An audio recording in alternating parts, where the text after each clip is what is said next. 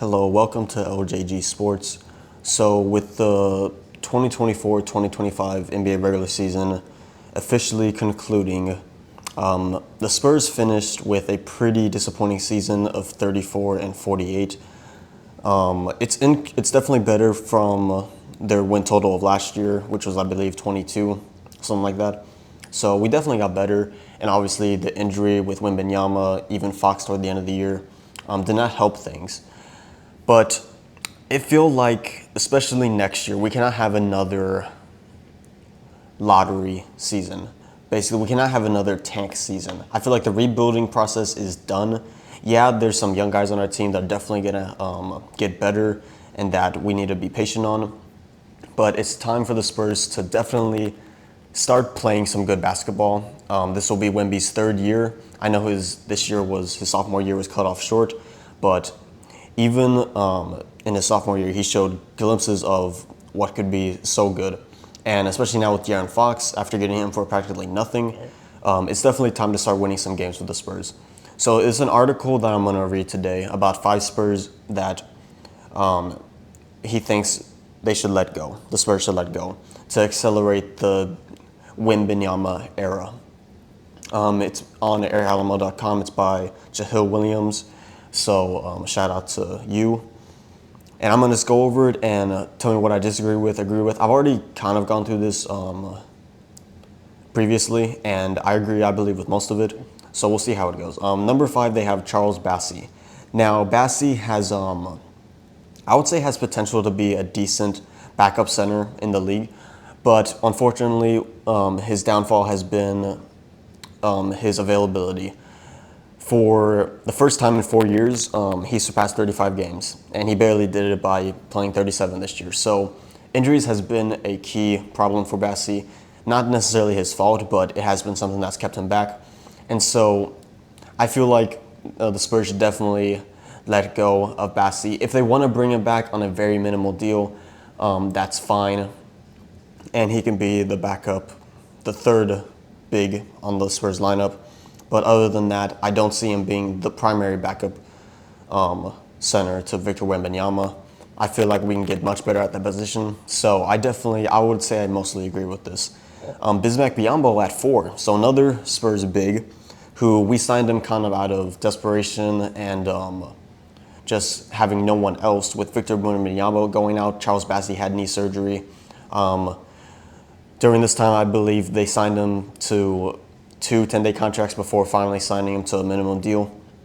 Biyombo, honestly, I feel like played better than Bassey in a lot of ways. Obviously, Biyombo is older, he's more seasoned. And again, if the Spurs want to bring him back on another minimum deal to play that third backup spot, I'm totally fine with that. I would honestly, low-key, rather have Biyombo more than Bassey, even though Bassey is younger and has more upside. I feel like Biyombo's established. Like I said, I liked him the way he played a little better than Bassey, and just another veteran in the locker room I feel like would help. So yeah, I definitely agree with this one too. Definitely we don't want to bring him back as the primary backup center. Number 3 on this list, they have Malachi Branham. Now, I get why they're putting Malachi Branham. He kind of lost his spot on the Spurs team. He only got to play minimal minutes towards the end of the year, with guys like Fox out, with Sohan out, with Wembanyama obviously out.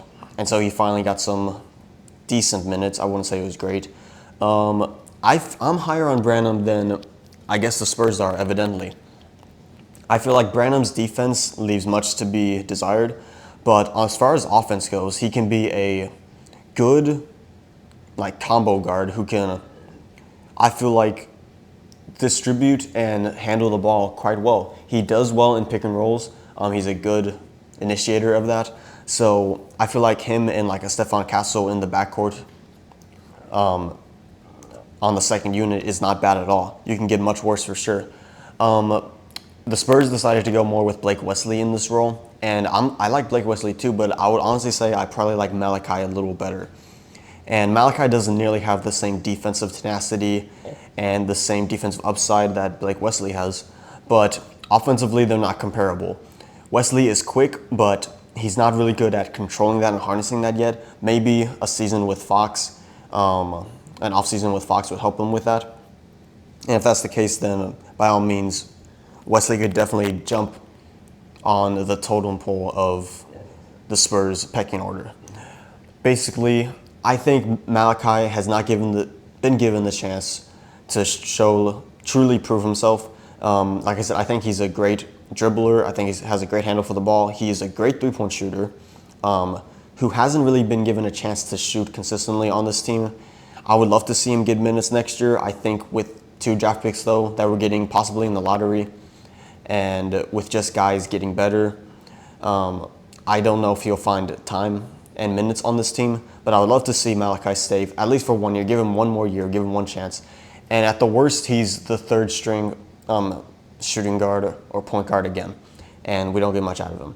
But I definitely feel like he can be a decent offensive player on this team. I just want to see him get that chance.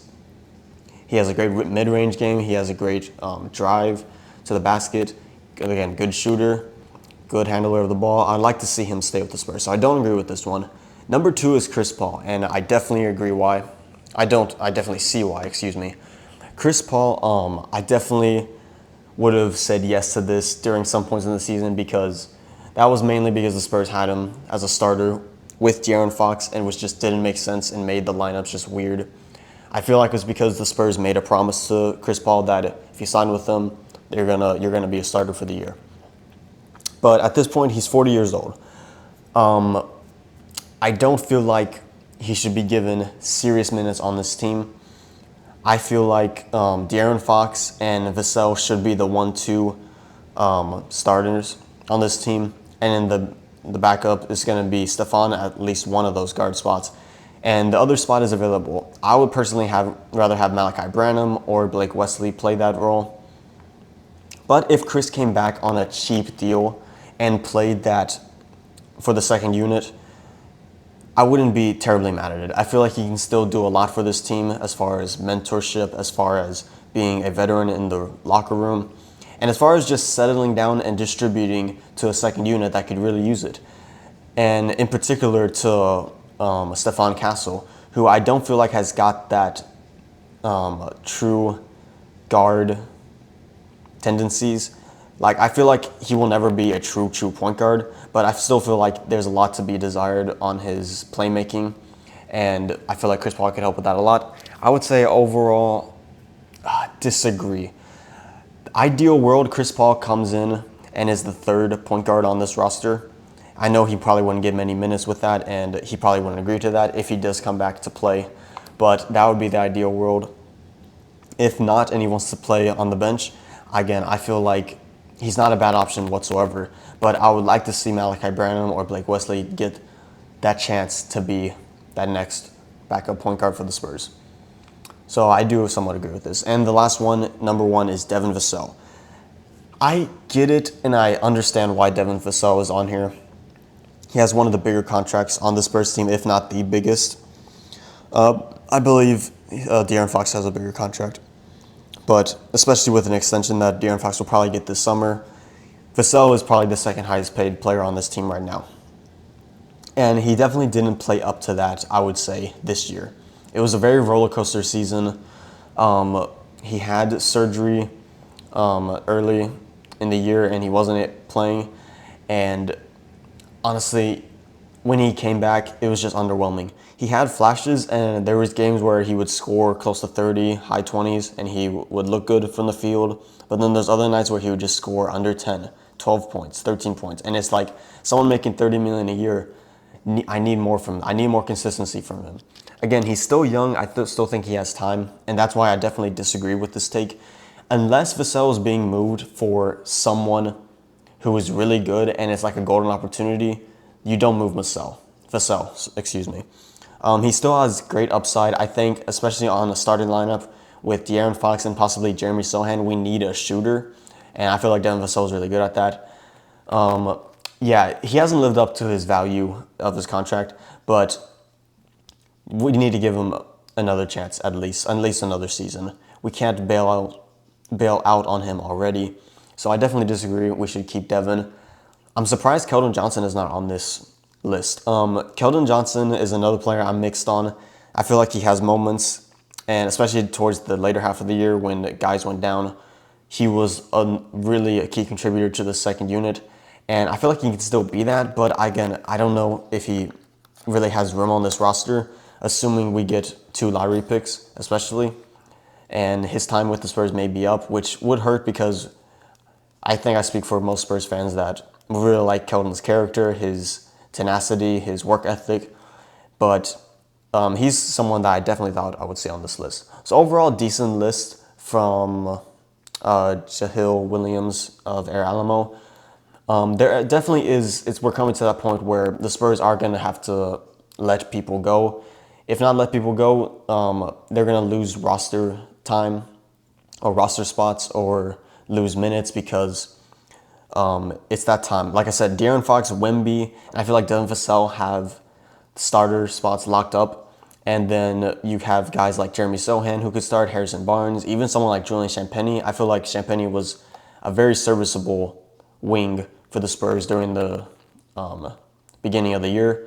There's guys like Stephon Castle who people would like to see on the starting lineup, but until he gets his shooting up, it's probably not going to happen. Guys like Con Kneppel or Rasheer Fleming that we're going to get in this next draft, possibly Ace Bailey, someone like Trey Johnson, VJ Edgecombe, or a big like Derek Queen, Kaman Malowich. With all these guys coming in and the guys that we got last year like Fox, it's going to be interesting to see what Spurs get minutes and what Spurs don't. And definitely, I feel like there will be some Spurs that are let go to accelerate this new era of Spurs basketball. Let me know what you disagree with, agree with down in the comments. Tell me if you're looking forward to the Spurs next season, how many wins you think they'll get. Do they increase their wins from 22 to 34? Do you think we're a playoff team? Do you think we're a play-in team? Let me know down below.